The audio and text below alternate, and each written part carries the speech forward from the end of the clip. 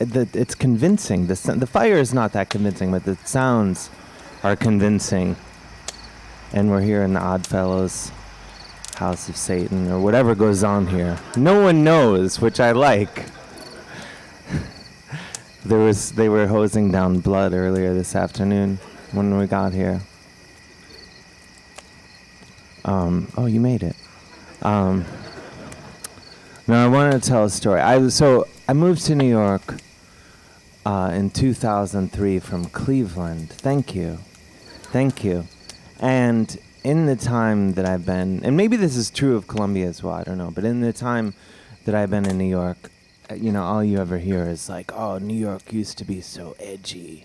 And now it's lost its edge. Like, but it used to be really edgy. Like, as I understand it, there was a time in New York when you could walk down the street and just like crack open a beer and like suck it down and finish it and like, throw the bottle on the street and then just like whip your dick out and just start pissing all over, like just hosing down the streets in New York City, wherever and whenever you wanted to. And now you can't really get away with any of that stuff. But you can get like a really nice brunch. Like a lot of the plate, pretty much anywhere in the neighborhood you go, all your friends, free refills on mimosas. It's really great.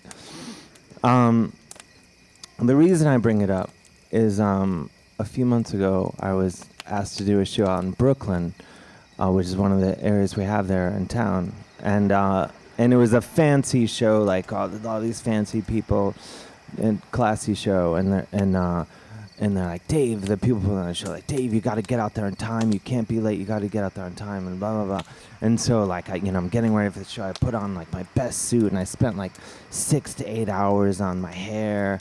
And I'm, like, running around town, running errands, and I'm at 28th. And there's actually, now that I'm hearing it, there's, like, details of the story. I don't actually know if they have anything not key to the story. But I'm at 28th and Broadway. And there's the R train there, and that's like a reputable train. I'll just figure I'll take that out to Brooklyn. And so I'm about to go into the R train. Before I go down there, I'm like, oh man, I'm so hungry.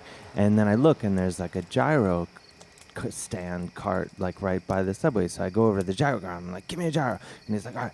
And he starts making the gyro, and they have the garlic sauce and the chili sauce and the yogurt sauce. And I'm like, sauce the fuck out of that thing. And he starts just like jizzing all over my gyro, and I'm like, oh, stop it. And he's like, here. I'm like, oh, thanks. And then I go into the subway, and the train comes right away, and I get on the train. I unwrap my gyro, and the sauces are, I'm eating it, and the sauces are just like going down my hands, down my wrists, and like dripping all over, and like getting all over the floor and all over my shoes, and it's like rush hour, and I'm thinking like, I'm probably stinging up the whole subway car with the gyro smell and everything, and people probably looking at me thinking like, that guy looks incredible, but it's not very cool what he's doing with that gyro. So I think the best thing that I can do at this point, for the people on the subway train and for the city of New York in general, is to just get off the subway at the next stop, 23rd Street, like lightning quick decision. Get off and finish the gyro, then get back on and continue my trip to Brooklyn. So I get off the next stop, 23rd Street. And then, I decide I'm going to walk all the way down to the end of the subway platform there, because like at this point of the story, like I don't even want to bother anyone on the subway platform with my gyro, and I walk all the way down to the end. And some of you may know this, but you know how in New York, a lot of the subway stations at the very end, there's like a black metal sort of storage bin.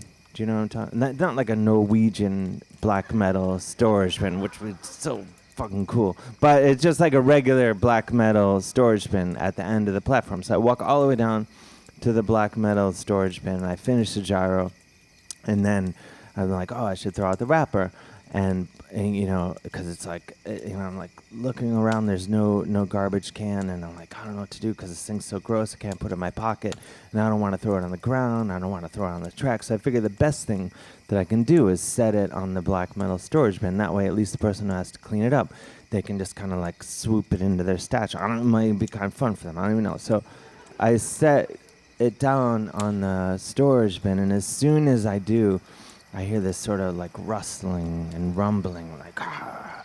And it turns out there's like this homeless guy camped out on the other side of the storage bin, and he gets up, and his hair's all crazy, and he's like, "Argh," and his bones are creaking, and he just looks at me, and he's like, "Back up," and like I'm like, "What's this guy gonna do?" So I don't really move really, and then he's like, "Back up," and I move like a couple inches, but I'm just like, whatever, like this train's gonna come, I don't need to move for this guy. And he screams again, he's like, "Back up," and like I should point out, like this guy was like seriously homeless, like that wasn't like a phase he was going through, like, "Oh, that's Don, he'll be up in his place in a couple of weeks, don't worry about it." He was like seriously like caveman, crazy, homeless guy. So it occurs to me like this might not even be about me. He might be yelling at like an imaginary guy who just happens to be standing pretty much where I'm standing. So I'm still not really moving. And then he yells like, "Back up or I'll throw this bottle of piss on you." And as he says it, from out of nowhere, he whips out this bottle of Gatorade, like a superhero, like a ninja or something with like a quiver or whatever. He whips out this bottle of Gatorade, and it's not like the regular size bottle of Gatorade that you get like, "Oh, hang on, I'm going to go in the store and get some Gatorade." It's like the giantest size bottle of Gatorade. It's kind you get like if you're like, "I only drink Gatorade." It's the biggest Gatorade bottle they make, only instead of being full of like delicious and refreshing Gatorade, it's full of piss, of like urine. And like very quickly, just by a show of hands, how many people here have ever peed in a bottle before? It's important. Okay, of course. Figured.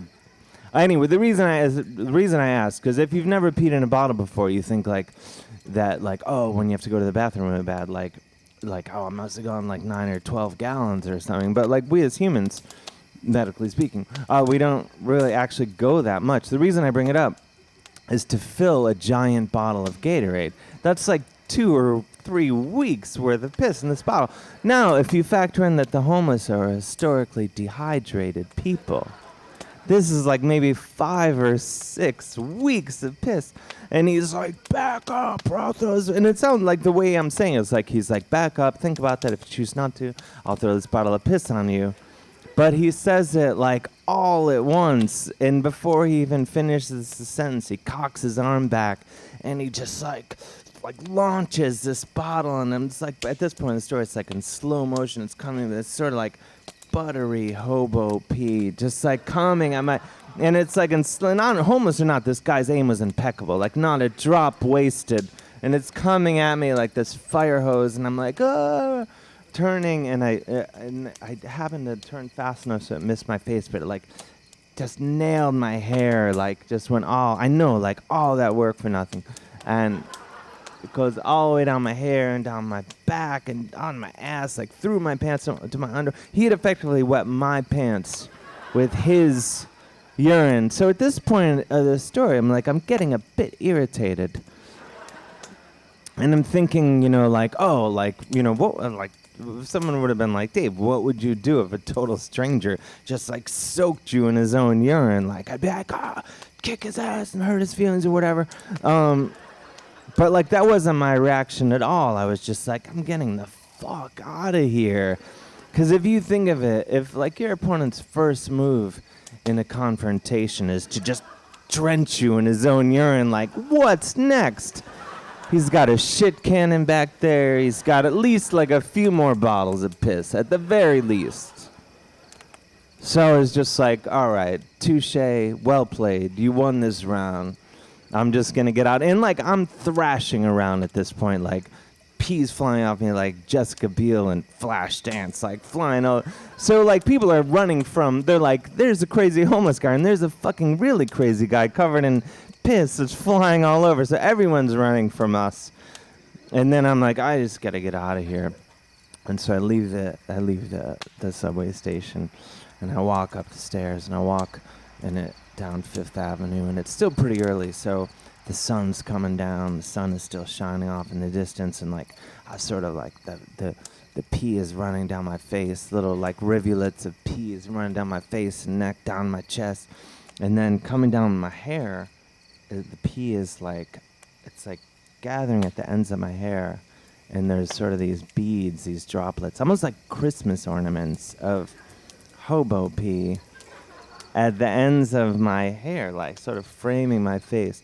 And the sun is coming down. It's sort of like going through the beads of pee, and it's like sort of refracting and causing these like prisms and rainbows, you know what I mean? And like I'm sort of transfixed by them.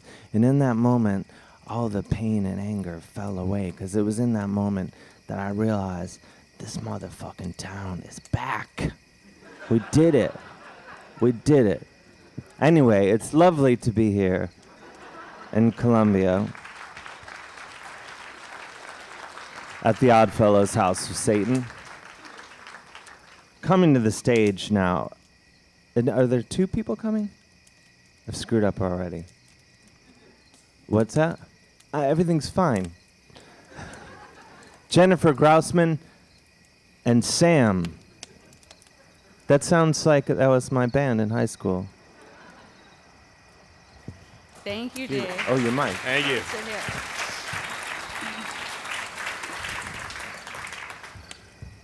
Wow, I feel as New Yorkers, native New Yorkers, like we're following the right story, but maybe not fair. Definitely not fair. So I'm Sam. This is Jen.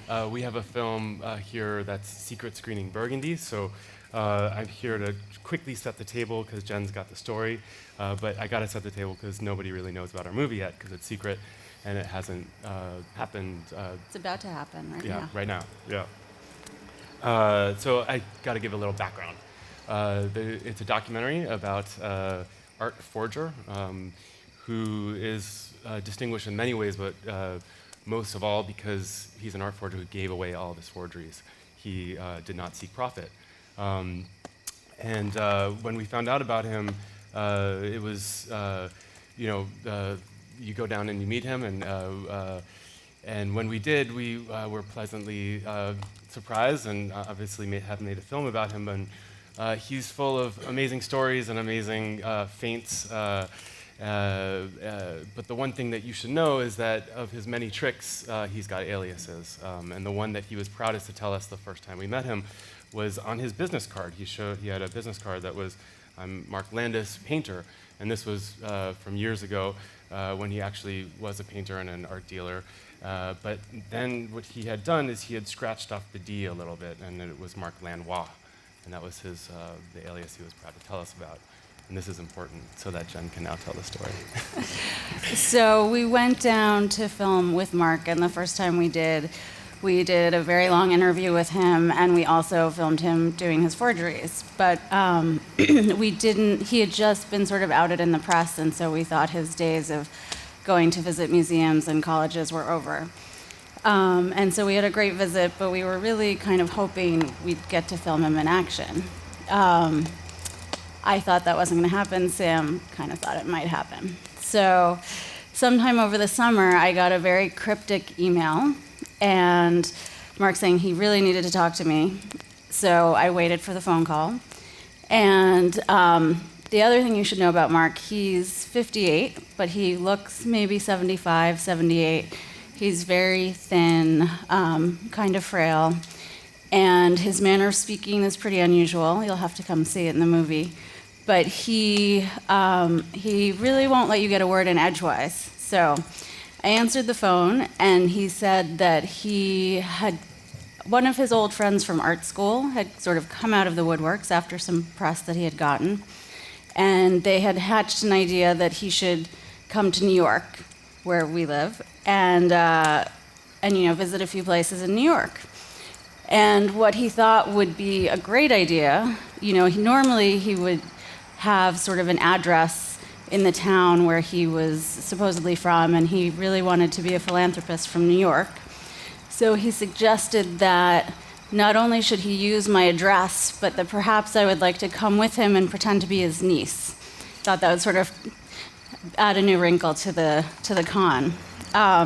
So of course I couldn't really get a word in edgewise, but he said, don't answer now, just think about it, and then he hung up. So of course, there were many things going through my head, and I called Sam and Mark Becker, our other partner on the film, and of course they were both like, we have to film this. we have to film this. And I was like, I'm not going to be his niece. I'm not a good actress. And I used to work in the art world. Someone might know me.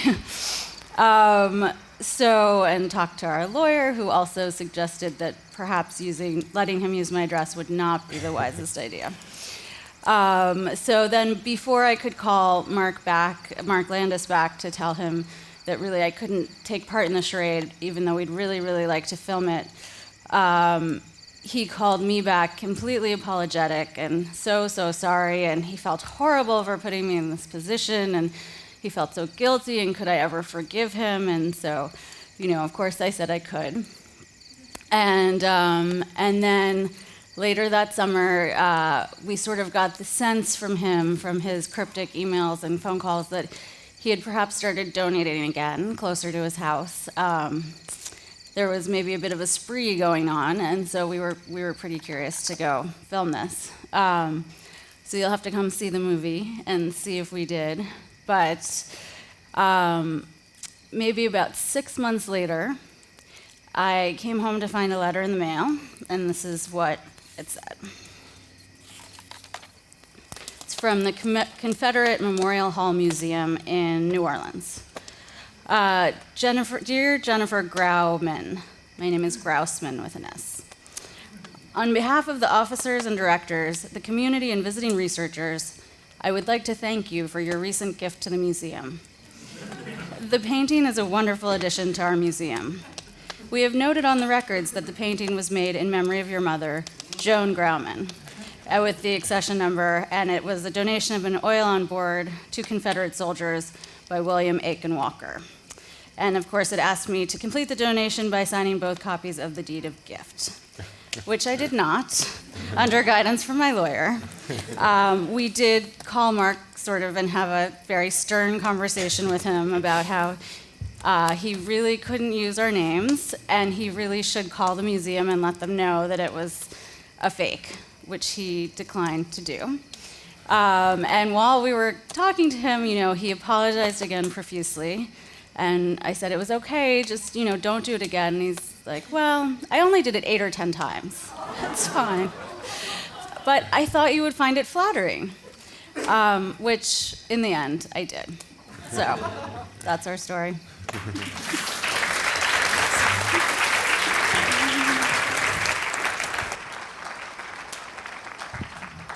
Thank you, Jennifer and Sam. They're going to change the mics over. One of the things about campfires is usually, in addition to the artisanal s'mores and stuff, there's usually a guy with a guitar, and everyone's like, oh, great. I wish there wasn't that guy here. So while they're getting ready, I'll just play a quick little snippet. I'll play longer ones later, really long, ones that will seem much longer than they actually are. But this is in the tradition of campfires. This is a sing-along if you want it to be one, to see if you know it. I think some of you will definitely know it right away. Some of you will not know it, but...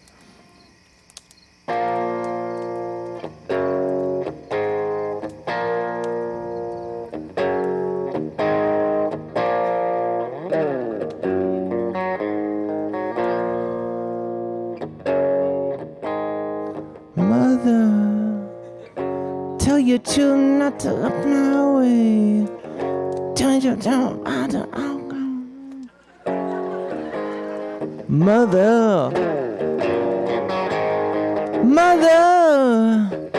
I just got to come down.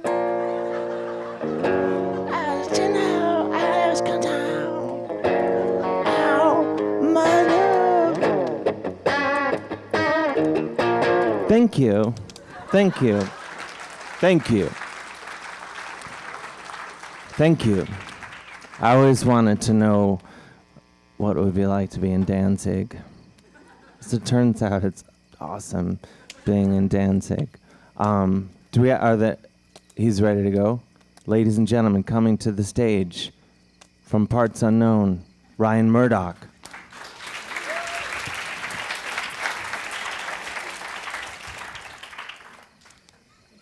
Can you hear me? Yeah. I'm actually from Brooklyn. Sorry. think I saw you on the subway the other day. You were like drenched and running like a maniac. Parts Unknown sounds better. Yeah. Well, that part of Brooklyn nobody knows about. It's great to be here. I'm the director of Bronx Obama, and hope you get a chance to see the film. Thanks.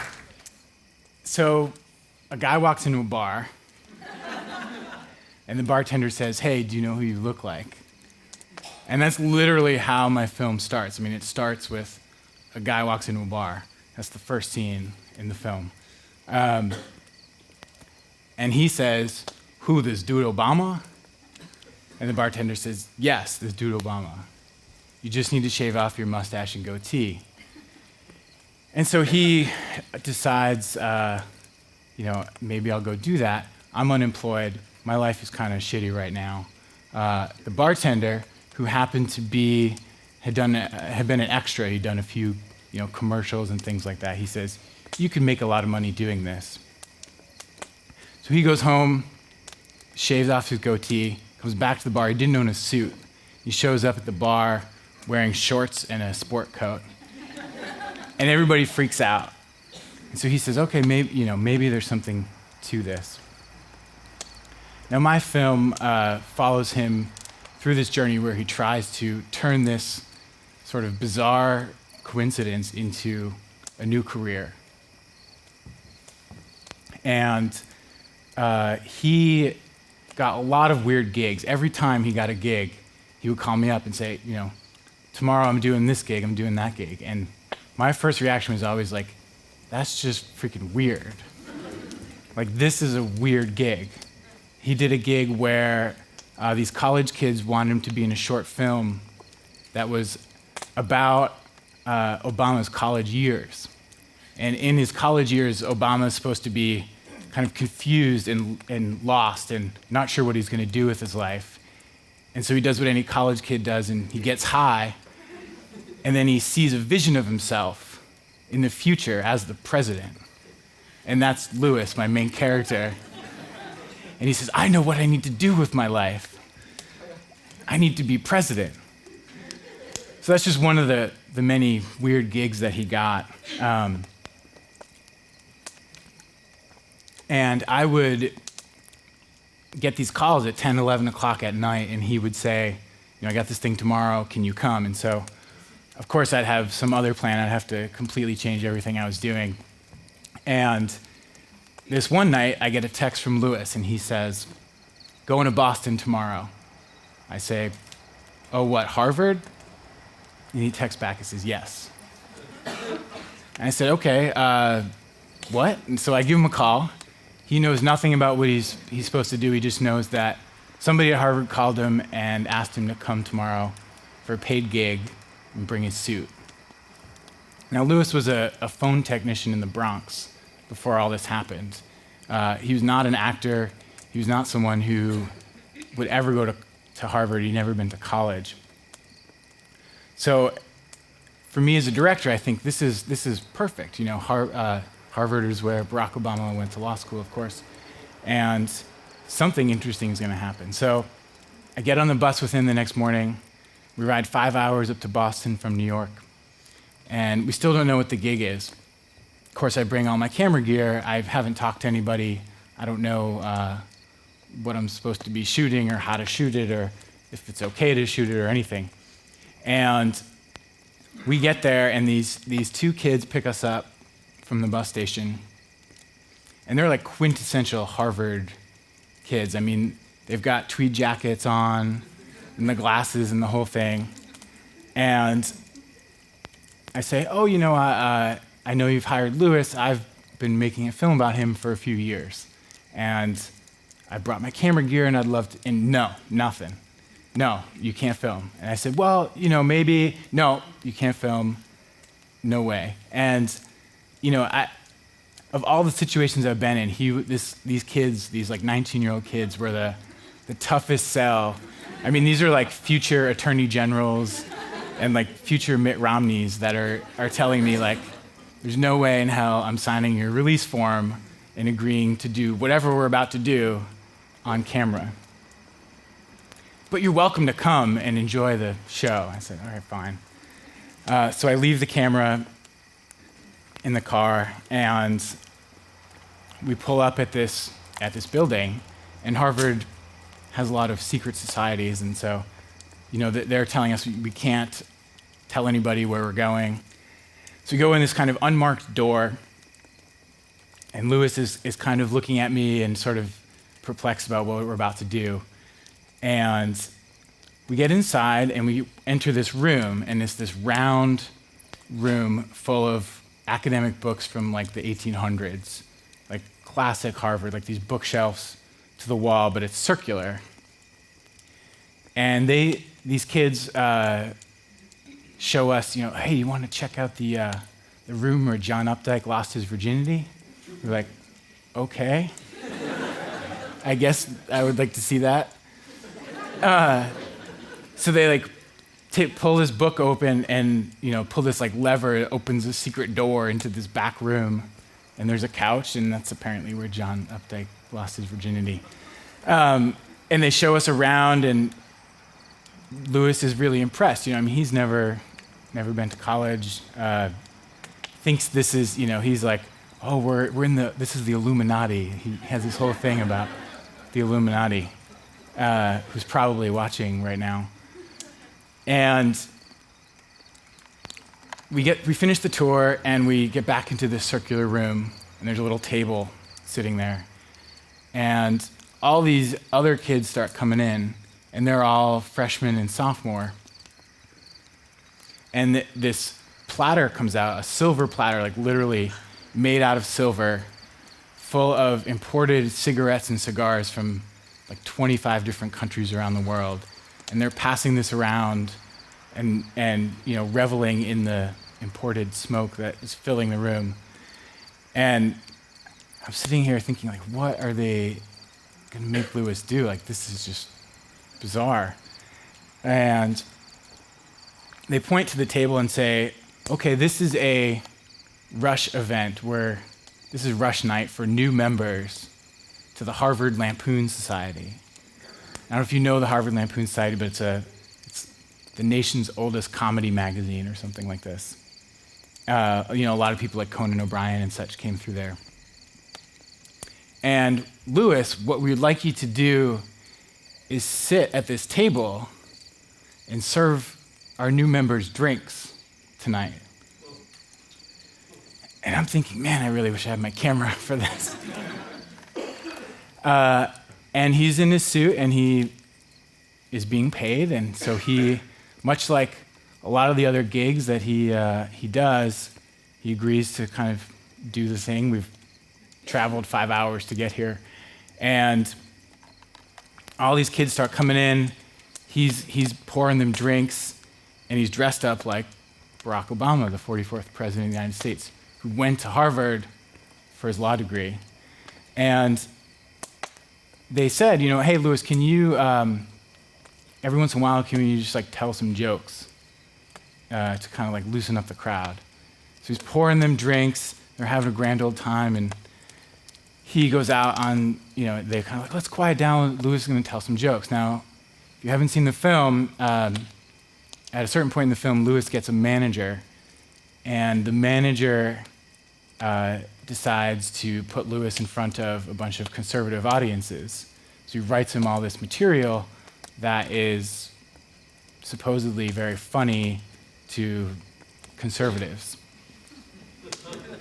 Now these kids, they might be future Mitt Romneys or future, Supreme Court justices, but they're college liberals and they're at Harvard, and they think they're very smart. And so Lewis, who's never been to Harvard, never left the Bronx really before all this crazy stuff happened to him, he starts telling these jokes, and the jokes are really not working. It's things like, re-elect me and I'll have Joe Biden reading at a third grade level. And things that's just everyone's just kind of and he's looking over at me, and I'm just I wish I had my camera. And of course, these kids, they think this is hilarious. And these are rich white kids looking at a Puerto Rican guy from the Bronx who's serving them drinks and making jokes that they think are below them. I'm like, this is kind of fucked up. So Lewis gets paid. He gets a couple $100, and we leave the gig. It's maybe 10, 11 o'clock at night, and here we are on Harvard campus, and I'm thinking like, oh man, I really wish this was a scene in my film, because you have all these layers. We find ourselves in front of the Harvard Law School, and I'm thinking, let me ask Lewis about what Obama means to him and how he feels about how he, what he just did for a couple $100 to try to put his daughter through college. Is he okay with that? Would Barack Obama be okay with that? What does he think about what's going on? And instead, he walks up to the door and knocks on it and goes, "I'm Barack Obama, and I'm back." And so I'm sitting there kind of cracking up, and this woman comes down from, writing some law paper or whatever, and she opens the door and is like, can I help you? And Lewis just spooks, and he's like, let's get out of here, we have to go. So we're walking back, and we're headed back out of town. I'm like, so what did you really think of that gig that you did tonight? And how did you think that went? And he said, oh, all those Harry Potter nerds, like they didn't get any of my jokes. And that's the scene I wish I had in my film, but I don't.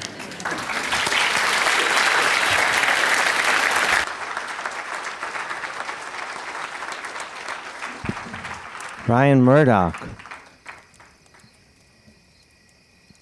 They want me to play a song for you, and they've locked the doors, so you can't go anywhere. It's short, it won't feel short, but I sing like an angel, though. I should have said that at the beginning. I think this is a good campfire song. I made it up in my spare time. It goes like this.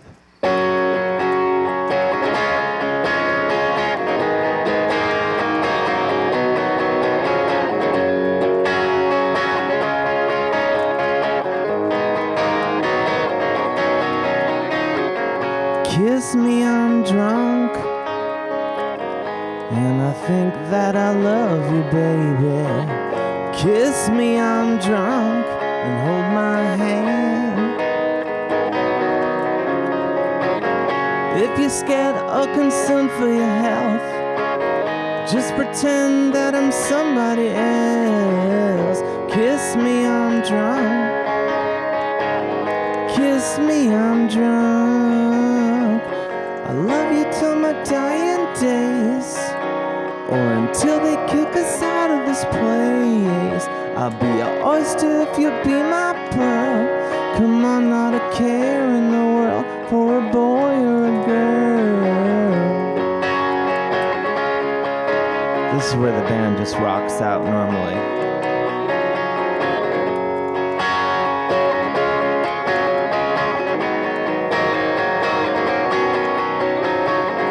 Kiss me, I'm drunk.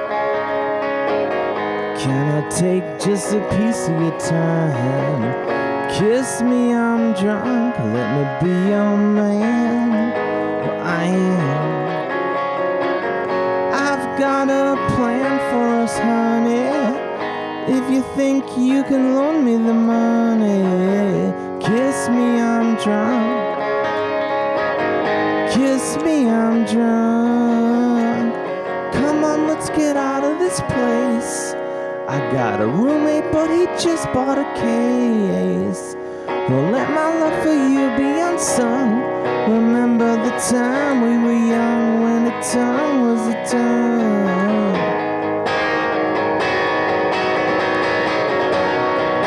This is where the guitar solo normally goes. Da da da da da da da.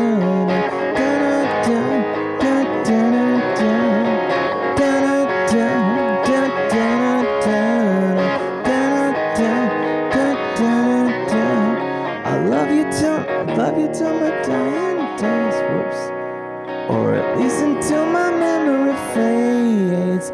I'll imagine that we're lovers enthralled when I got you pinned to the wall in the last bathroom stall.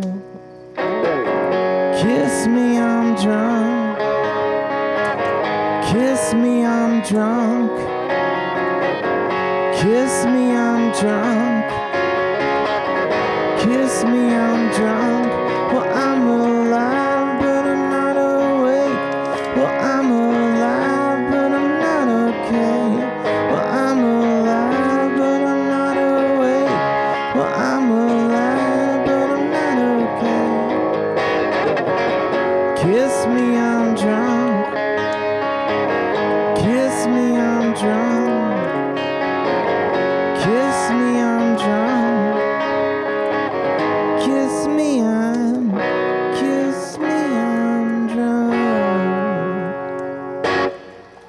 Thanks. I have to look at my cheat sheet. Coming to this. Oh, Mr. Josh Bearman from Los Angeles.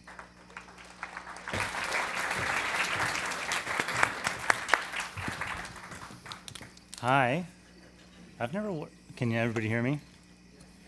I've never worn one of these, like, Beyonce headset things. I'm not sure how I feel about it. I do not have a film here at the festival. I worked on a film that was here years ago, King of Kong. Does people know that film? But I'm a contributor to This American Life, as is Dave Hill, my pal. And so I've worked on a radio documentary, and I'm going to tell a story about one of those. And that was a piece that I did several years ago about the sort of high-stakes, agony-ridden drama that is the professional Santa Claus community. And this is a story that I did, this is a couple years ago, and it's a long piece. It's like 40 minutes long. It was like this detailed reported piece about a bitter feud between rival factions of professional Santa Clauses. And so it turns out that there's a union of professional Santa Clauses. It is called the Amalgamated Order of Real Bearded Santas. And the Santas call it by the very, very catchy acronym AORBS. And so I had come across AORBS, dicking around online or something, and I had put it in my little list of stories where I keep all kinds of things, and I had filed it under, like weird or beards or something. And actually on that list was Mark Landis. I was totally into that dude a couple years ago, yeah. And I'm really excited to see that documentary. I'm kind of, it's like it's at the same time as this thing, but okay, yeah, all right, I'll get a chance. So I had filed it away on there, and then I went back to check it out for some reason. I was like, oh, just see what the Santas are up to, and so it was exactly, I remembered, it was like this sort of poorly done, very dated graphics with like candy canes spinning around and like a blinking Christmas tree, and it was looked like from 1997, like somebody made it with like HTML for Dummies book, and especially including the big change that had happened since the last time I looked at it, which is these giant blinking angry red letters that said, and I'm going to read precisely, it said, attention. Wait a second. Oh yeah, here we go. It said, attention. This is not the fake AORBS, i.e. AORBS Inc., run by the pretender Santa Nick, exclamation, exclamation, exclamation. By the way, there's also like these flashing like police sirens like on the side that are like going to make you extra alert to this important message. This is the real, the true, and unyielding original AORBS, exclamation, exclamation. And so I thought, well, that's interesting. Something going on here. And then it said, for more information, call this number. And so I called that number, and Santa Rick answered. just like that. He's like, Santa Rick speaking. And that's how they all call each other, like Santa Ernie, Santa Fred, whatever. They don't appear to have any last names. It gets very confusing, believe me. We'll get into that in a second. And so Santa Rick calls, and he says, yeah, well, listen, there is trouble afoot in the Santa community. And he goes on this whole story. It was like, one of those, the guys doesn't let you get in a word. I mean, it's just like all of a sudden, like an hour and a half later, I was taking all these notes. And what had happened was this newcomer to the Union had fomented a rebellion, basically. Santa Nick was his name, conveniently. His name was Santa Nick. And so he had fomented this rebellion, or at least that's how Santa Rick saw it, because Santa Rick, so here's the thing, Santa Rick was a loyalist to Santa Tim, who was like the guy who had basically started the Union, like 20 years earlier or so, and it had grown to more than about 1,000 Santas. These are full-time. To be in it, you have to have a beard, just for starters. And you got to be fat and jolly and all that stuff. And you got to get licensed. There's like a whole thing. And so Santa Nick comes along, and he says that he starts sort of, pointing out that Santa Tim has never, had any challengers, really. Like, he's been the president the whole time, and nobody ever runs against Santa Tim. And, by the way, Santa Tim, he gets a little piece of the action on every job referral, because, like, the Kringle referral service or whatever is run by Santa Tim. And he also gets a little cut of anytime you buy a Santa uniform, like, he sells them. And, like, he's got the Santa gear, like, outfitting place. And the Santa University is, like, all of his textbooks and stuff. And so he runs the whole thing out of his house in San Bernardino, which he does call the North Pole, and where he has a throne. And so Santa Nick was like, yeah, the throne is right, because Santa Tim is like this despot, who's running the Union on his own behalf. Or, and this is actually how Santa Nick put it, he said, he's lining his red velvet pockets with the sweat of 1,000 Santas. And so and this was really the language. This is how they referred to it. This was like, it was as pitched and as heated as you could possibly imagine. Like, these people like completely hated each other. And that's why we called the story A Tale of Two Santas. Because it was essentially like this revolutionary parable, where like there was this reformer, there was like this sort of like ancien regime, and that had been kind of like, gotten fat off of the profits, and then there had been this reformer, and then he builds a movement, and then there's resistance from the establishment, and then the movement takes over, and then then that's when the reign of terror begins. And because what essentially happened was, there was a coup.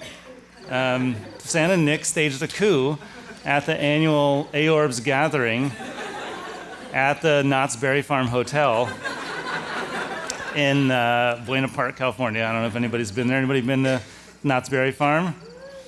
Yeah. There's a dance club there, Studio K. It was right next to that. And actually, incidentally, I don't know why this is, but Knott's Berry Farm has licensed the Snoopy character. So, like, all around this hotel, there's also just, like, Snoopies everywhere. And then for the convention, they put, like, Santa hats on them. So there's, like, Santa Snoopies, and all these dudes, like 1,000 Santas, like, with their lines drawn, their battle lines drawn. And so then there was an attempted counter coup, which failed. And so Nick basically took over at that moment and swept away the old guard, And so that's when the reign of terror began, according to the other side. Because so what Santa Nick did is he immediately started, like excommunicating Santas that had been on, like on Tim's. First he started with the Tim like adherents, and then the people who had ever said anything nice about Tim. Then they were, it was like he was purging the ranks. And supposedly in these like secret tribunals, and like these midnight conclaves. And what else did he do? Oh, he banned all the dissidents from ElfNet, which is the online chat group in the Aorbs where the Santas discuss matters of interest. And he well, he took a hold of the jingle press, obviously. That's just a starter move, right? For you get a hold of the media. And I mean, literally, I have copies of the jingle press. Like, it was all like, it's like all these snowflakes and everything, and but then there's like, it's like how evil Santa Tim was and how great the new leader, Santa Nick, is. That's like the whole paper now. And so this was a weird scenario, right? It was this enormous civil war in the Santa community. And the thing about This American Life is when you're kind of doing a big reported, a serious investigative piece like this, it takes a long time, and you're working with the producers. It's very collaborative. My producer at the time was Alex Bloomberg, who has gone on to do Planet Money, and and he is.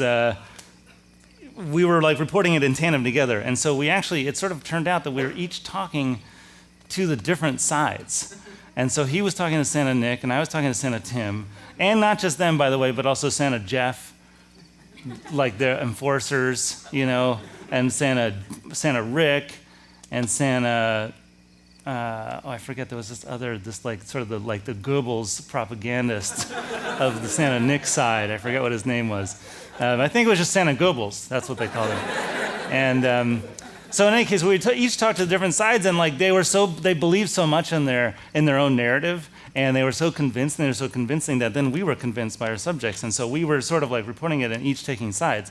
And so this was going on for weeks. This took a long time to report the story, and so for weeks we talked to them and tried to sort it all out and talk to our dozens of Santa sources, and then we'd get together at the end of the day, and then I would ask Alex, like, so, like, what lies did your Santa tyrant tell you today? And he'd be like, I don't know, what propaganda did you hear from your divine right of Santas, Santa Tim? And, and like we really completely disagreed, and we were trying to figure it out. And by the way, this is the thing that like sort of was not in the story. I think we maybe mentioned a little bit, because This American Life, you can get in there with your own narrative, but like it was, what you couldn't tell is like we kind of rendered this narrative about what had happened, but it was totally confusing as to what had happened for months. We had no idea. We're like, well, it's like they're both right. Like all the Santas are evil, or all their wonderful Santas. Like we couldn't tell what was going on, and we even had video.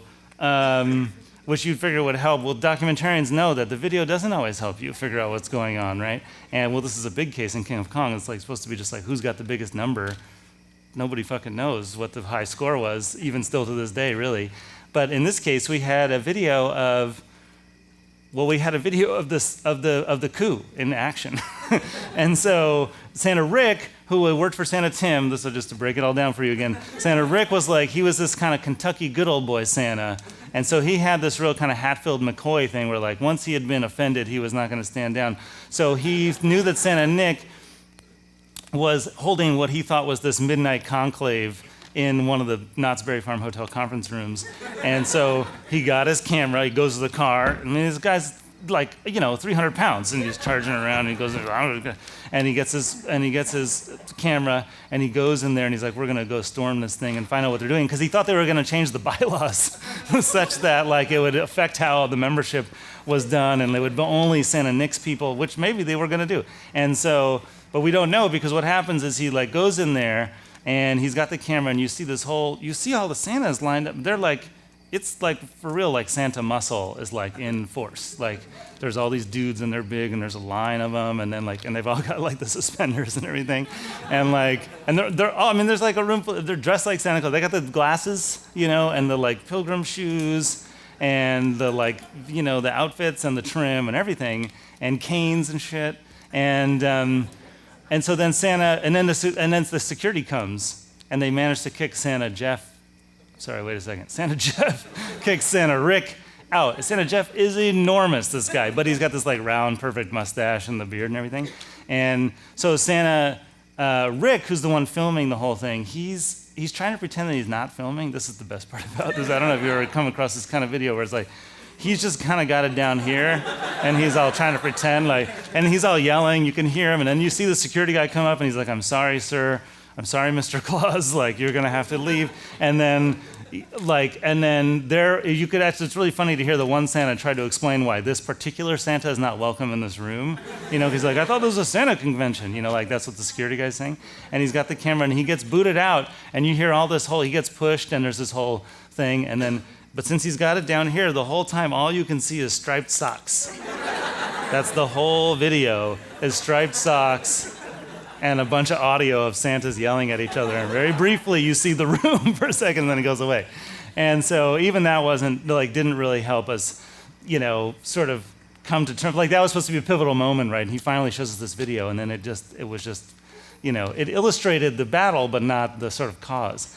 And so it took a while. Eventually, after a long time, we finally, by luck, ran across this other kind of neutral Santa who was in Atlanta. I don't even remember this dude's name. And the Santas were kind of regional, like Santa Tim and Rick were Southern California. There's a lot of Santas down there because of like the movie biz.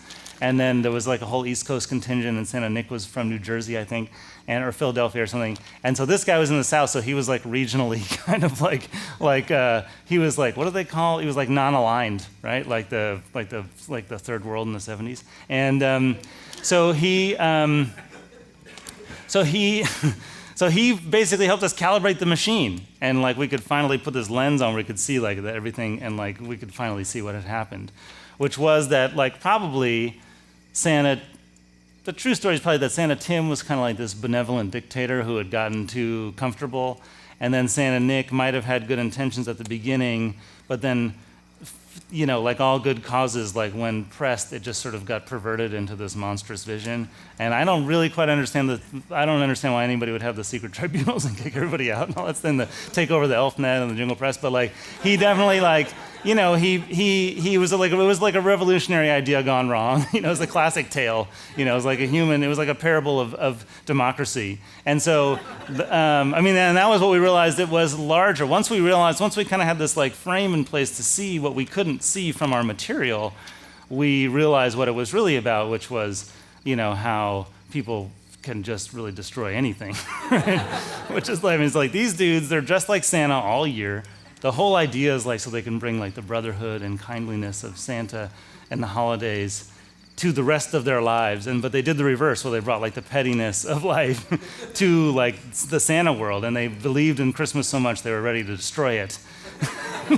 And so that was a story that we couldn't figure out, and when we finally did tell it, that's how we discovered the meaning of Christmas, I guess. So thanks so much. Josh Bearman.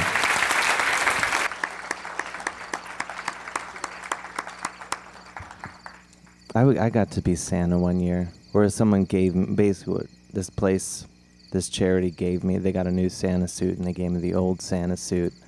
Said, have at it. And so I wore it to Christmas parties, and it's the best thing ever for like 5 minutes. And then you're just this guy in a Santa suit that no one, you can't use the bathroom by yourself or anything. Anyway, we have a few minutes before our next storyteller. So I'll tell a story. Quick story. It's late, right? It's later. This story ends up, it's PG-13. I've been having this problem lately, and this is a mistake maybe some of you are making right now. This is a true thing. I often get mistaken for a woman. And I know, like, a lot of you are like, Dave, I don't see that at all. But some of you are like, actually, Dave, I could totally see that. But it's true. It happens every couple months or so, which is a lot when you think about the fact that I am technically a man. And I don't know if it's because of my delicate features or I dress in this style I like to call casual elegance. And I kind of have mom hair, like it's not long, it's longish without being long, and it's sort of well suited for the on-the-go lifestyle, like pick kids up at soccer practice, put on a pizza party last minute. Basically, whatever you need done, I can totally get it done with this haircut. But it's true, I get mistaken for a woman. Usually it happens, I'll be out to dinner with I'll be on a date or with my sister or with a female friend. The point is I'm with like a fully functioning woman, and the waiter will come over to the table and just be like, "Can I get you ladies anything to drink?" Or I'll be at a grocery store and I'll go to the checkout and the cashier will be like, "Did you find everything you're looking for, ma'am?" And in neither case, they don't go like, "Oh my God, I'm so sorry. I thought you were a woman, but clearly you're a man." They just very quickly call me sir, like I'm not gonna notice at all. That up until a second ago, they totally thought I live my life as a woman. And it's fine, like, I'm not mad, it doesn't hurt my feelings. I don't feel sorry for myself. But I do feel sorry for the woman they imagine me to be. This sort of lonely, dateless woman. I always imagine my name would be Peg or Jan or whatever. No offense if that's your name, but just picture like maybe I live on your block or across the hall or whatever. The point is like the female me is gonna die alone, like counting my ketchup and sugar packet collection or whatever. And the reason I bring it up is because recently I was in Washington, D.C., and I was walking down the street, and from out of nowhere, this homeless woman just looks at me and she goes, "Your pussy stinks." I know, and I was like, and those are like 3 words a man almost never expects to hear about himself, ever. So I'm sort of cleaning out my ears, and I'm like, "Excuse me, what did you just say?" And she just goes, "Your pussy stinks." And that's when it hit me, like, it's fine if a lot of people mistake me for a woman, but now I'm this woman with this, like, condition I need to address. And the truth is, I don't even know where to start with that. And the thing to do would be just say, it'd be like, well, actually, my pussy does, her words, not mine, my pussy doesn't stink. Like, I don't even have a pussy. But you know when someone says something to you and you let it get inside your head and it just rattles around over and over again, and eventually you start to go like, man, my pussy does stink a little bit. I could be doing like a little bit better job down there. Now things have been kind of messed up at home, which is strange since I live alone. But anyway, are we ready for? Because it was just about to get good. Coming to the stage, Mr. Daniel Vernon.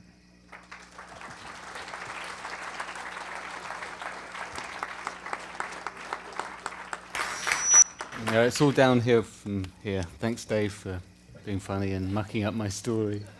I was going to tell the same one. I actually was going to tell a different story. I had it all rehearsed, and stupidly I changed it last minute, inspired by your freezing weather. I made a film called Miraculous Tales, and the story was going to be linked to that. Oh, thank you, sir. And maybe after hearing my crappy story, no one will come and see the next showing, but this is actually a film that never got made. It's a film I tried to make a few years ago, actually 5 years ago now, and it started in, there's this little island called Svalbard. Some might have heard it's Spitsbergen, and it's quite near the Arctic Circle. It's very cold. It's about -30 there. There's something called the Polar Nights, which is 100 days of darkness almost. And and it's more polar bears than people. So you have to leave with a rifle if you're going to wander very far, because they do eat people, and especially people like me who have no sense of direction. I'm definitely bear bait. So it was not the place you'd kind of choose to go to. But I read this story about these English miners, these coal miners, who were going over there in their droves because half the island is sort of Norwegian sovereignty and they have a big coal mine. The other half is a Russian coal mine. And the Norwegians were quite keen to get these guys from Yorkshire, these English miners, to work there because they just worked through the night. It was always night actually, but they just worked and they drank a lot of alcohol, but they got on with it. They worked hard, and I thought there may be just a bit of a story to start there. So I convinced the BBC it was a really good idea to research them, and it's quite expensive. I didn't realise how much Svalbard is to travel to. It's kind of, you have to take a few different planes and blah, blah, blah, and then the Norwegians charge us a lot of money for their kind of IKEA huts that we were in. It was a bit silly, really, on reflection. But I took with them as well a junior researcher, their best, called Dan Dewsbury, who had never been out of the office, and he was really keen to go to the Arctic with me.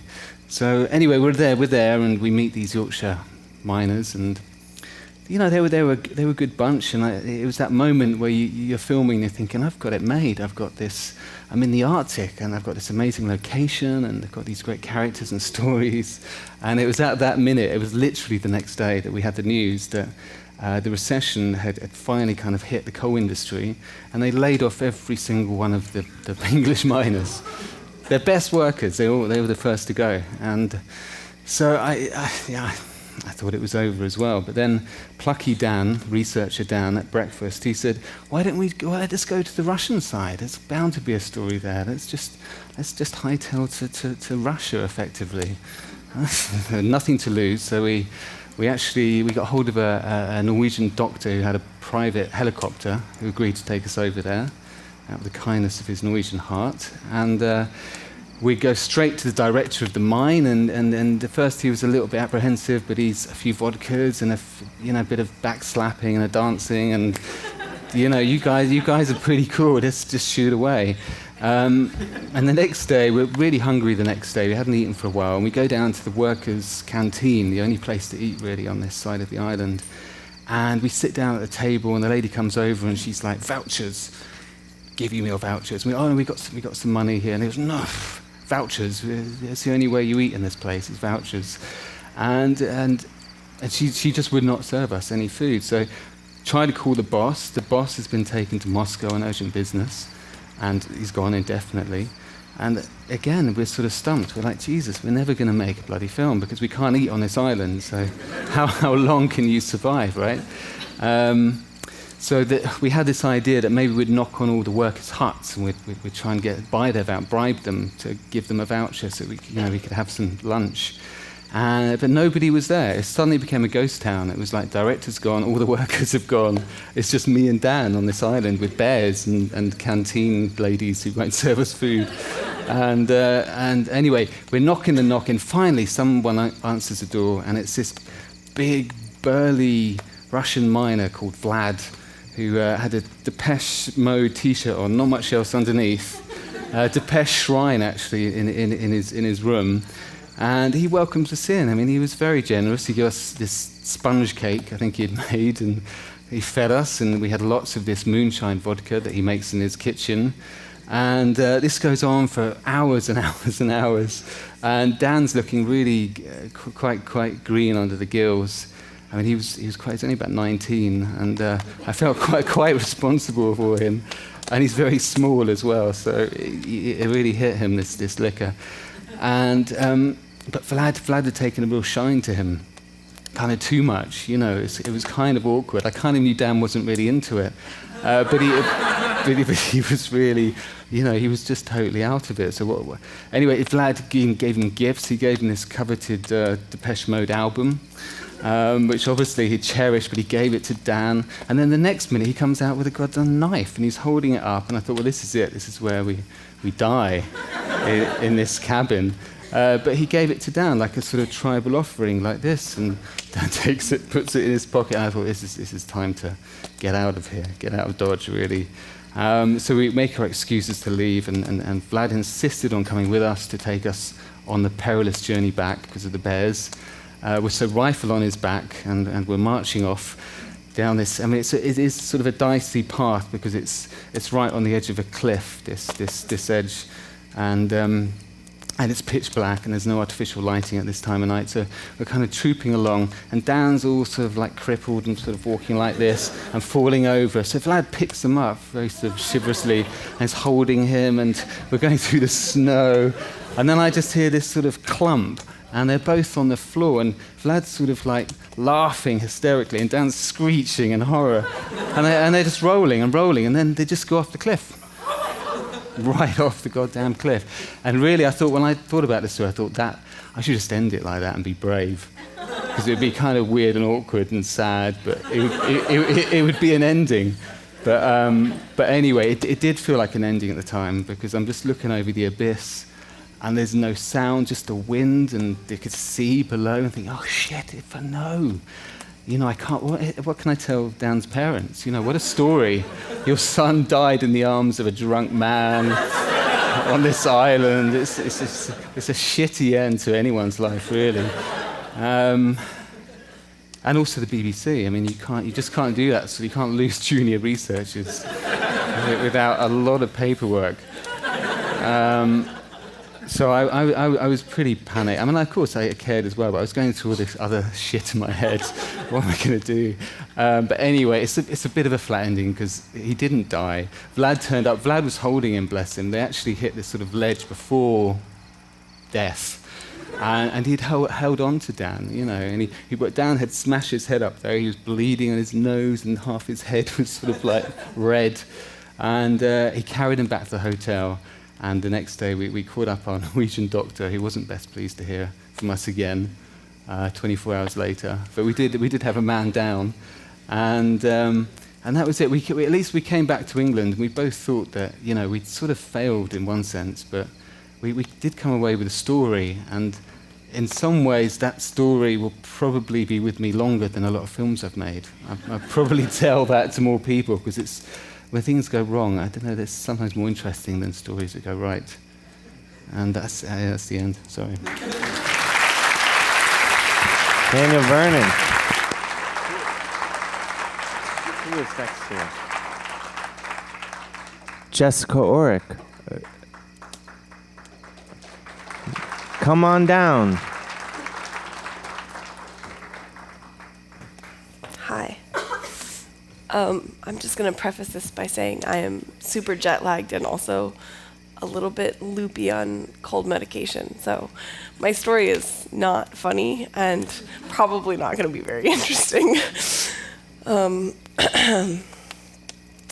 That's a good start, isn't it? Okay. I made a film called The Vanquishing of the Witch Baba Yaga. It's a film about forests and fairy tales in Eastern Europe. And I was traveling with a very small crew around Eastern Europe. And we were driving through Romania. And we stumble on this town sort of close to the border between Romania and Hungary. And everyone in the town speaks Hungarian. Is there a problem? Okay. Everyone was looking at me in a weird way. Could just be me. So everyone in this town in Romania speaks Hungarian. And they're all dressed in traditional clothing, traditional Hungarian clothing. And so immediately I was like, okay guys, we're stopping here. This seems like a cool spot.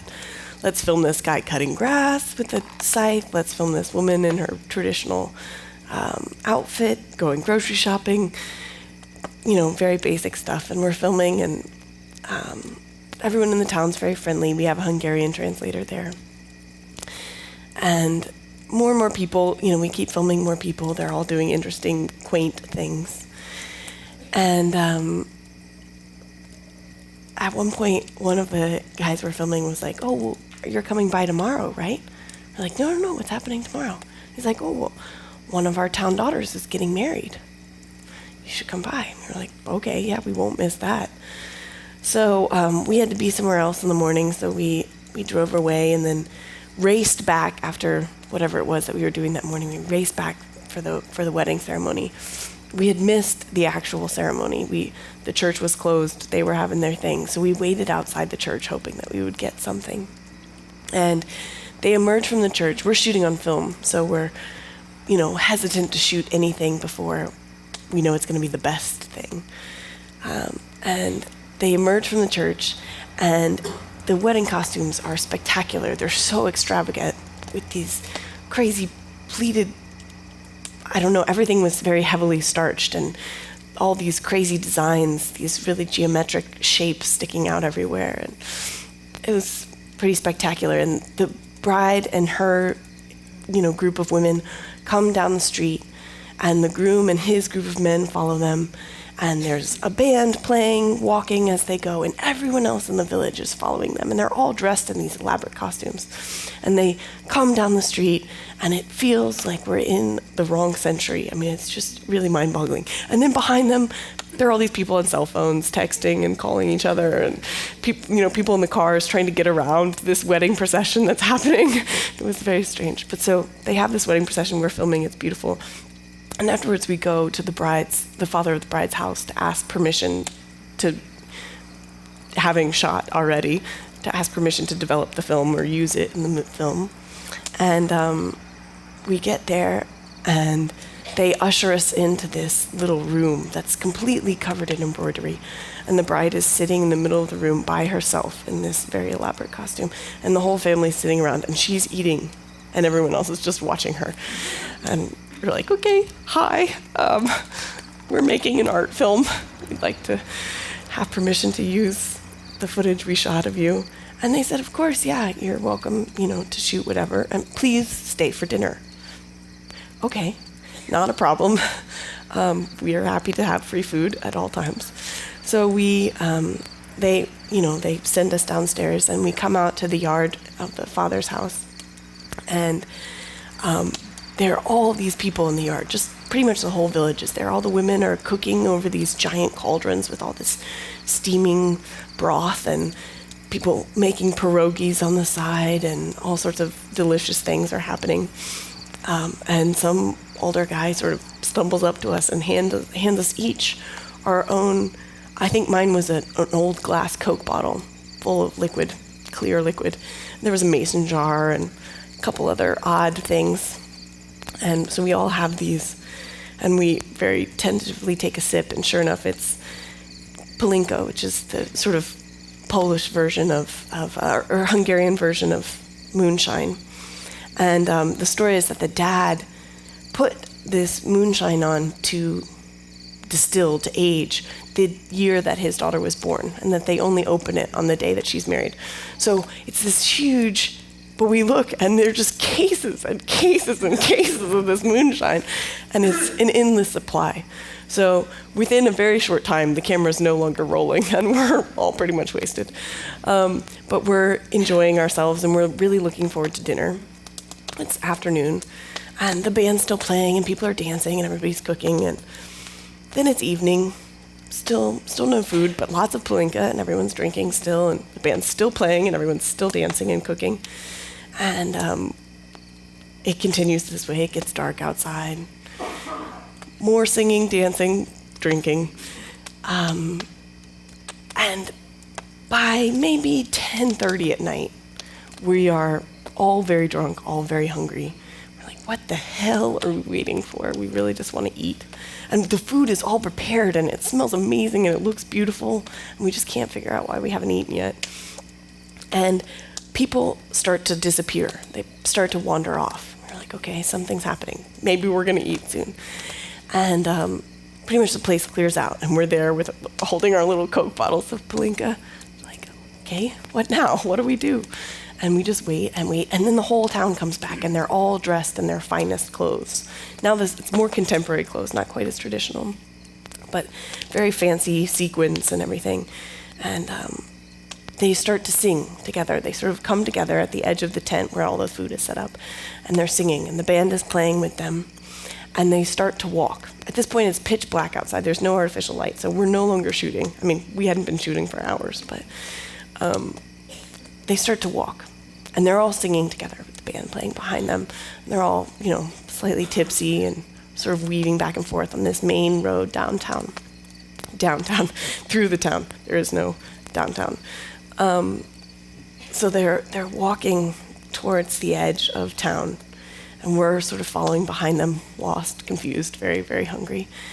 And as we get to the edge of town, we hear something else in the distance.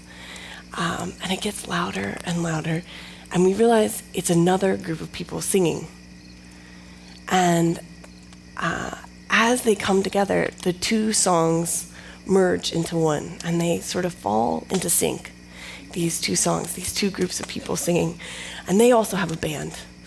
and the bands sync up together, and the music falls into synchronization, and they come together, and they just start hugging each other, and everybody's crying, and everybody's hugging, and they're all singing this piece of music, and the groom is there behind his village that has walked from his village all the way to the bride's village in this incredibly beautiful, potent reminder of what it meant to marry away your daughter to somebody else's village.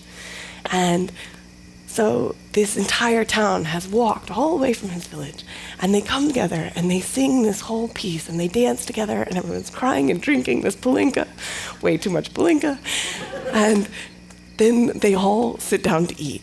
And it was such a beautiful, it just meant so much more than all these crazy ideas that we have about marriage here in, what you're supposed to wear and what you're supposed to do, but this idea that this was about the mixing of communities, and I don't know, it was awesome and so beautiful. But we were so tired and we had to be up really early, and so we went to bed and we never ate that meal. It was just heartbreaking, but it was a beautiful experience, and I wish that I could have recorded some of that somehow, but yeah, thank you. Jessica Orrick. Now, Victor Kosakovsky.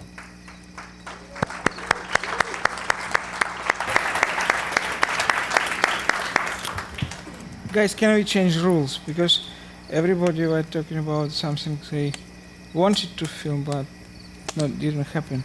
Can I tell something different? Can I say something about I filmed, but I did not use for strange reason, okay? By the way, thank you for being so funny. They're already laughing so long, I can be boring. So. Actually, I didn't understand what you say. My English is so bad. I hope you will understand my English. When I was sitting there in the corner, I was watching you, and I also said, maybe he doesn't speak English as well, because he was never laughing, only twice. When you did something like, I don't know what you were talking about, you said something like sucks, and then he was laughing. And then when you say that your friend fall down and maybe died, he was laughing again. The rest of the time, by the way, if you are good filmmakers here, I strongly recommend to film him, because look at him now. Freeze. Look at him now. It's so different than when he start talk, he's like alive, right? Now he's modest, very shy guy. And he reminds me one guy. I was filming. I prepared another story, but when I saw you, I said maybe I will tell this story. So.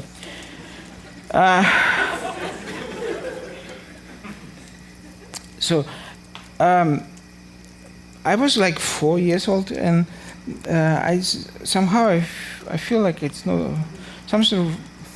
I made a scandal at home. I said, "Are you guys sure it's me?" In my family, I said, "Are you sure it's me? Why do you know it's me? Maybe in hospital they changed me, and maybe me lives in another family, and maybe he is someone else." And my parents were in shock, because what the hell is this?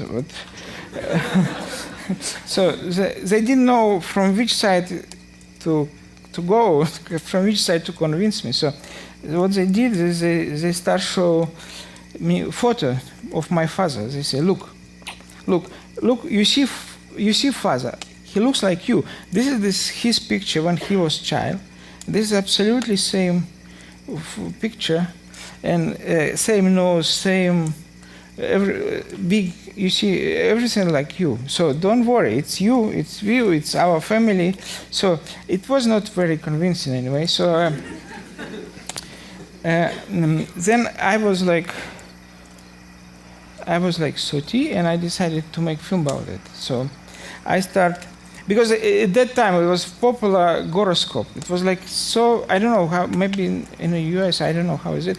In Soviet Union, it was like, woof, it like suddenly appears horoscope. Everything appears after, in Gorbachev time, everything appears suddenly. And horoscope was so popular, everybody was talking, how are you, when you were born? Oh, I know why you are so. It was typical, you know. So, I decided to find all people who were born in same day with me. Yeah. I always believe I need American producer, because with American producer you can easily film everyone on the planet, you know, but in Russia there is no such producer, and I decided just to film everyone who was born in St. Petersburg, same day with me, same name, same year, same every. So, and it happened that it was born 50 boys and 51 girls. I don't know how nature knows, but it was 50 boys and 51 girls. So, by the way, how is your name, you say? My name? Oh, Dave Hill. And why is it? Why is my parents called me that? And where you were born? Cleveland? Thank you. Cleveland, Ohio. And why? Why? Oh, because my parents had sex. And you don't know you man or woman, right? Do I? No, I know. You know. Anyway. You see, everything he say about himself does not belong to him. I mean, it belongs to him, but he didn't make any decision, right? So that's what was my idea. So if I didn't make any decision, so then why I know that I was born in Russia? Why I'm Russian? If I didn't, why, do you understand my point? No. Why, if I didn't make this decision, so I can be Jewish, I can be Chechenian, I can be American, I can be French, I can be born any time before, maybe, because I don't know how I appear. So somebody decide for me. So I start, at that time it was no internet, it was no, now it's easy. You just Google and ta-ta. At that time it was not possible. I spent 4 years, 4 years. So I went every hospital, and all archives to check who were born in that day, and I found all this 101 person. Yeah, and then I started knock to the door, and because it was also you cannot find telephone, you have to go. I started knock to the door, and they opened door. It was depression, a total disaster. It was 95. It was like nothing to eat, absolutely disaster, and people lost everything. It was like 10 times the ruble fall down 10 times, and everybody lost everything. So imagine at that time somebody knocking to your door and asking, "Listen, I want to make film about you because you were born with me in the same day." They look at you and say, "Who are you, man? Go out. We have no time for." But I said, "Okay, but maybe you just call me. I have a phone. Who knows?" So, but what do you want? What do you want? But nothing. I just wanted to ask, how are you? How do you live? So, no, we have no time. Then time passed, and I knew they will call me. I knew for sure, because imagine someone call you and say, "How are you?" In America, you always say, when you say hello, you say, "How are you?" Right? In Russia, we don't say it because we don't care. How are you? So, and suddenly someone asks you, "How are you?" Right? So I knew they will call me. One call next day, one call 1 month after, one call 2 months after. So, and okay, let's meet. And they start talk to me, everything, absolutely everything. And like then after meeting with me, they say, listen, I will never say to anyone what I told you. So it was kind of interesting connection. And then one guy was looking, he looks like you. He looks like you. He was very shy, and it was kind of sorry, I'll use your terminology. He was very shy, and he was never talking, and and he was kind of woman or man, I don't know, like. And he was like really, really shy, and you think he is not able to live at all. Full impression that I was trying to film him, to follow him, and nothing. With anyone else, I was filming one day. With him, I was running 10 days around him. Nothing happening. Nothing. He's just silent. In fact, I like silence. I don't like to make interview. I don't like to ask questions. But this case was, so what his job was, imagine this is a tree, right? Tree. So you see shadow, no? Do you see? So his job was to cut trees, like to make the perfect shape. And I knew that he will cut tree in the street. I came in the night. I put microphones at the tree, and I fixed camera in another opposite side of the street. I fixed my camera there, and I climbed, waiting. I knew he will come, so, and I started filming. He came, and he came with his partner, with a guy who was with his colleague, and it was actually very beautiful St. Petersburg view. So he's sitting on the tree, cutting, nothing happening. I just say, chuk, chuk, chuk, chuk, chuk. Suddenly he starts saying, I didn't tell you, my wife is pregnant, he said to his colleague. And that guy said, yeah, go, so, yeah, but problem is, do you know that I have a girlfriend? I already was surprised that he has a girlfriend, so, and he has a wife who is pregnant, so, yeah, of course I know, his colleague said. But you know what? This week she said to me that she's pregnant. So now I have, and the guy who's colleague say, wow, this is like cool. You have 2 babies in 1 week. So then he said, no. The problem is, do you know I have another girlfriend? I didn't tell you actually, but in fact I have another girlfriend. You have another girlfriend. But problem is, she told me as well that she's pregnant this week. I swear, I fall down from the tree. Because, you are making film about people who are born with you same day, right? And suddenly, this is like absolutely perfect for you, right? Because it's magic of to be born suddenly from one guy. So, and I came home absolutely happy. I put on the table material. I was absolutely happy because searching 10 days after him, and finally I got something incredible. Then I look around, and I realize I cannot use, right? All these 3 women, they will simply kill me.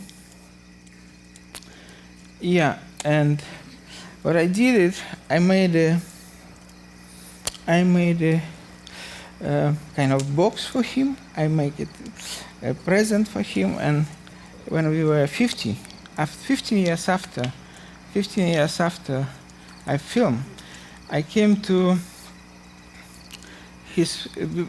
it was his birthday, my birthday, so we met, and I gave him a present. I said, maybe one day look at this. I wanted to say, don't forget to make children, people. Shortly, I will finish this story funny way. So, it happened that talking about horoscopes. So it was 100 people actually saying there is nothing common. Like, there is nothing common between them. So normally they say if you're born on the same day, you probably similar, something similar, nothing similar, absolutely different people. But 8 people from 100 moved to Vladivostok. From St. Petersburg, somehow moved to Vladivostok. Why they moved there, nobody knows, but for different reasons they moved. And 3 people moved to Chad, which is in the middle of Africa. And I came to Paris, present my film, and then director of the festival, Paris Film Festival, came to me and say, Drab, do you know this guy? And his name, you know his name, I cannot pronounce, so she said to me, do you know this guy? Of course, he is one of the best 5 in the world for history of cinema. He wants to invite you to his house for dinner. So I was so proud and happy, of course. Of course, I came. He was already like 80 or something. And he said, listen, I have a boyfriend. He was born 19th of July, 61. I said, no, really? Yeah, but not in St. Petersburg, but in France, in Paris. I said, but can I meet him? Maybe there is something common between us. maybe we can talk a little bit. No, my boyfriend, he left me, and he moved. He moved with another boy. Now he's another boyfriend. And I said, but anyways, let's just call him. No, I cannot. He moved to Chad.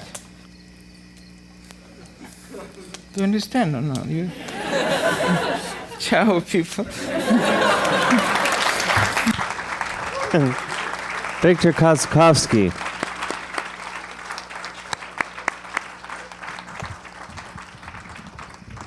They wanted me to tell a story and what?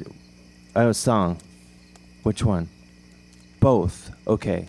So, well, I was sitting here. I wanted to tell a quick story and then play a really long song. And I was going to tell a story about my trip to Japan, but then we're sitting here, and I thought maybe I should tell a ghost story. Which would you guys rather? You have to choose one of the two. Ghost story. Okay.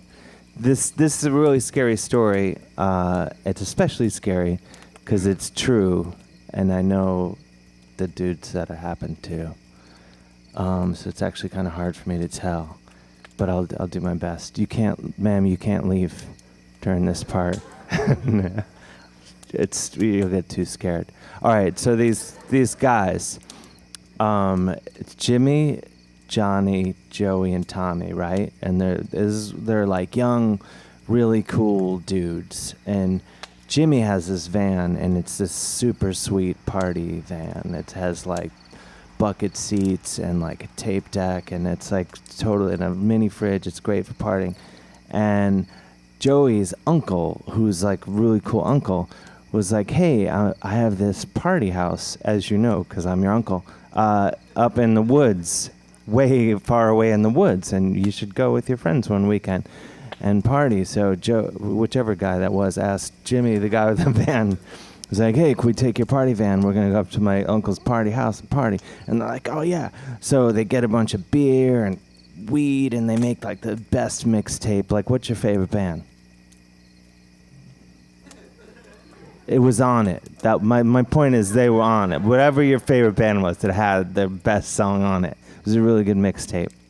And so they're going and they're listening to this mixtape, and they're smoking pot and drinking beer and everything. They're cruising along, and then they pass, they stop off for gas, and there's like these super hot chicks at the gas station, like way out of their league.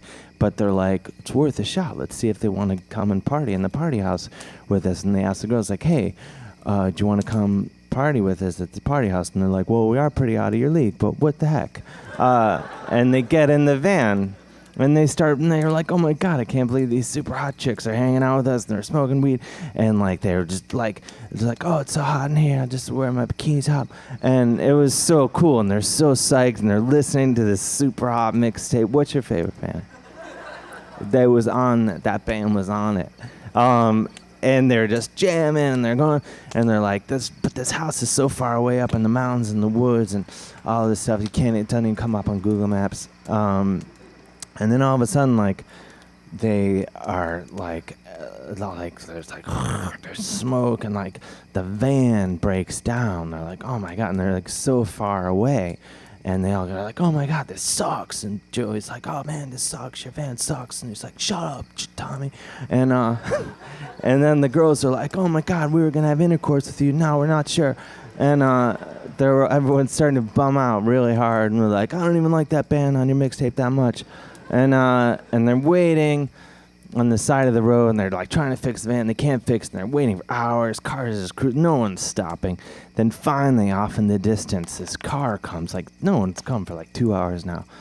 There was a lot of traffic at first. And then this car comes up, and it's like this guy in this little car, and it's like he looks all weird. He's got a crazy beard and glasses on. He's got like cups at the bottom. He doesn't keep a tidy car. And he's like, can I help you? And they're like, well, yeah, our van broke down. We're trying to drive it up to the party house. And he's like, well, I could fix it. And I just happen to have a tow on my car, even though it's much smaller than your van. It's actually very strong. And they're like, oh, so cool. So can you fix it here? Or up at that? Well, how are you going to do this? And he's like, well, I could fix it at my house, but my house is way in the other direction from your party house. And they're like, okay, I guess we'll just do that. And they're like, oh, it seems kind of weird. And they're like, this is our only shot, Joey. And then they all go in, and the girls are like, okay. And they go to his house. And even though this guy's kind of weird, like, they get to the house. It's actually like a really nice house. The landscaping's great. It's like very tastefully decorated. He puts in a mixtape. He was into the exact same bands they were. They couldn't believe it. Like, same jams. And they're like, oh my God, this guy's so cool. And he's like, you guys go skinny dipping or party in the pool, and I'll fix your van. And they're like, okay, weird guy. And then he comes back, and he's like all covered in grease. He's like, well, I got your van fixed up. They're like, oh my God, you're the best. And he's like, I'll send you on your way. And then he's like, before we go, let's have a toast. And they're like, oh my God, this guy's so cool. And he pours them a drink of this like bottle he had up on the shelf. It was really weird. And they're like, to my new friends. And they all drink it. And the next thing they know, they wake up and they're in a dungeon. They're in a dungeon, like, oh my God, they're in a dungeon in cages, only they're not in a cage all together, or they're all in like, Jimmy's in a cage, Joey's in a cage, Tommy's in a cage, and like Karen, Jessica, and the others, all the girls are in cages too. They're like, oh my God, this sucks. I can't believe we're all in individual cages in this dungeon. That must have been that weird drink that we had. This sucks. Like, that guy's such a dick. And they're like, oh my God. And then the guy comes down and is like, rah, rah, rah. He has these big dogs. And he comes down and he's like, I tricked you. and you're all, I'm gonna wait.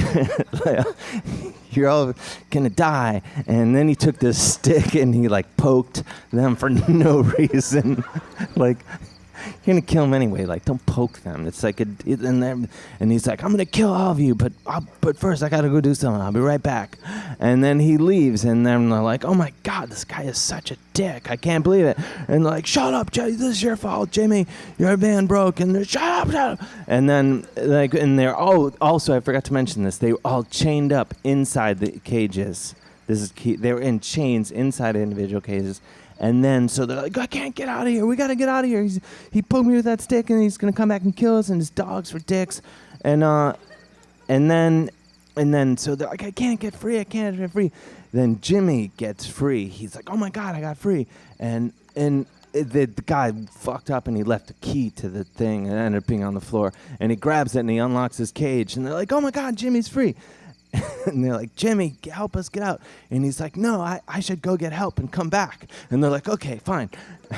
And so they're like, Jimmy, you're coming back, right? And he's like, yeah, don't worry, I'm not gonna let you die in vain. And and he's going, and then there's like a door, like the weird guy didn't shut the door because he thought they're in cages to be fine, but there ended up being a door, and he walked right out. And but then the dogs were coming, and it's like, oh fuck, no, these dogs are coming. And then there ended up being a sandwich right there, and he threw the sandwich. It's like fine, and then he's running, and then the sun had already gone down, and he's running. It's like prickly bushes, and it's like stepped on rocks, and the guy took his shoes, and he's bleeding, and he's like, oh my god, I can't believe this. This sucks. And the guy's screaming like, get back here, I'm gonna kill you and your friends. And he's like, fuck you. And they're running and running. He's running through the woods. He finally gets up to the road, and he's like all sweaty and bloody. And he's like, oh my God, I can't believe this. Like, finally get through. And he's like waiting. He's waiting for a car to come down the road and take him. And then he gets him help and come back and free everybody before the guy kills them all. And he waits and he waits and he waits. And finally, at the end of the road, there's a car, and it comes all. He's like, oh my God, finally we're saved. And the car gets right up, and Jimmy's so relieved he doesn't even look. He's just like, oh, finally, it's fuck it, I'll get in the car. He sits down in the passenger seat, and he looks over. Guess who's driving the car? Yeah, it's that guy. Thank you. No, it's a true story. I'll leave this. I might have screwed up a lot of it. Okay.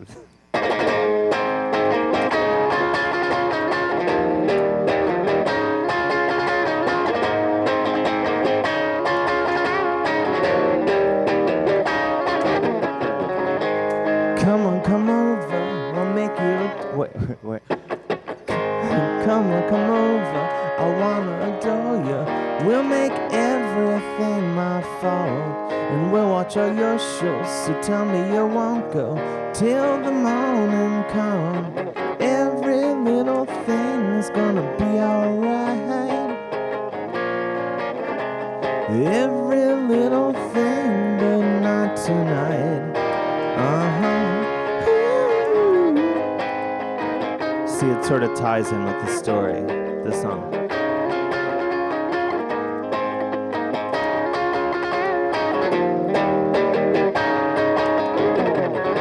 I once met an escort outside a divorce court. A good idea, or so it seemed. She once was a doctor. In med school they mocked her. Well, baby, what can you do? Every little thing is gonna be alright. Every little thing, but not tonight.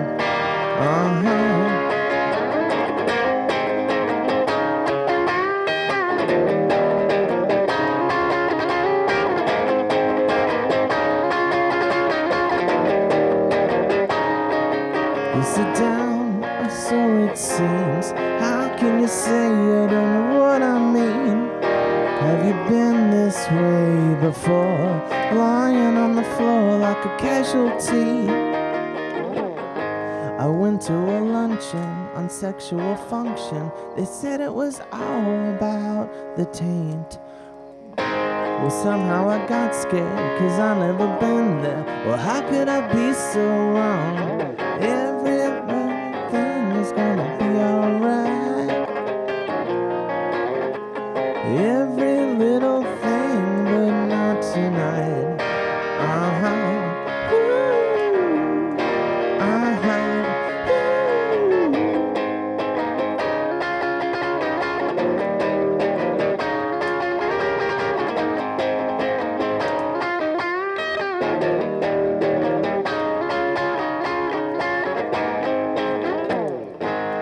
Thank you.